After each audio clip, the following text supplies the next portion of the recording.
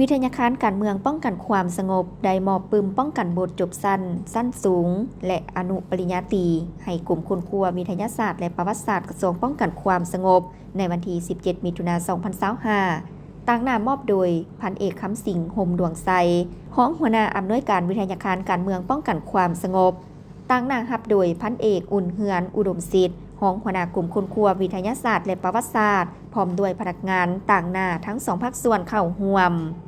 ปึ้มทีวิทยาคารการเมืองป้องกันความสงบได้มอบให้กลุ่มคนครัววิทยาศาสตร์และประวัติศาสตร์แม่นปึ้มป้องกันบทจบสั้นสูงแต่หุ้น5หาหุ้นที่7และอนุปริญญาแต่หุ้น9หาหุ้นที่